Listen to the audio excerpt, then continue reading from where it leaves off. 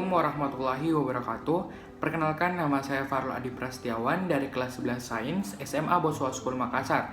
Pada kesempatan kali ini saya akan menjelaskan sedikit mengenai bab 3, yaitu sistem hukum dan peradilan di Indonesia. Menurut Immanuel Kant ialah keseluruhan syarat-syarat yang dengan ini kehendak bebas dari orang satu dapat menyesuaikan dengan kehendak bebas dari orang lain menuruti peraturan hukum tentang kemerdekaan. Unsur-unsur hukum yang pertama yaitu peraturan mengenai tingkah laku manusia.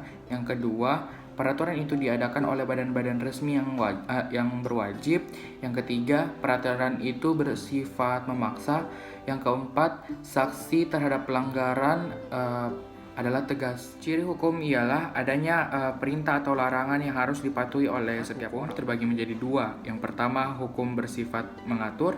Yang kedua, hukum bersifat memaksa. Tujuan hukum ialah menciptakan ketertiban, ketentraman, kesejahteraan, dan kebahagiaan dalam tata kehidupan bermasyarakat. Dari hukum antara lain sebagai alat pengatur tata tertib hubungan masyarakat, sebagai sarana untuk mewujudkan keadilan sosial lahir batin, dan sebagai penggerak pembangunan. Hukum juga digolongkan menjadi beberapa. Yang pertama, hukum menurut sumbernya, yaitu ada 4: hukum adat, hukum undang-undang, hukum jurisprudensi, dan hukum traktat. Menurut tempat berlakunya dibagi menjadi 3, yaitu hukum nasional, hukum internasional, dan hukum asing. Menurut bentuknya dibagi menjadi 2, yaitu hukum tertulis dan hukum tidak tertulis.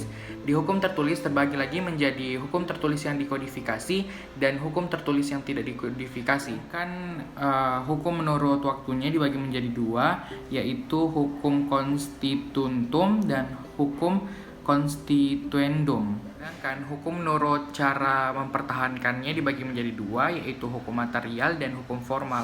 Hukum menurut sifatnya dibagi juga menjadi 2, yaitu hukum yang memaksa dan hukum yang mengatur atau melengkapi. Menurut wujudnya dibagi juga menjadi 2, yaitu yang pertama hukum objektif dan yang kedua hukum subjektif. Hukum menurut pribadi yang diaturnya dibagi menjadi 3, hukum satu golongan, hukum antar golongan, dan hukum semua golongan. Menurut isi masalahnya, hukum dibagi menjadi 2, yaitu hukum publik dan hukum privat. Yang dapat saya sampaikan mengenai bab 3, yaitu sistem hukum dan peradilan di Indonesia. Lebih dan kurangnya mohon dimaafkan. Wassalamualaikum warahmatullahi wabarakatuh.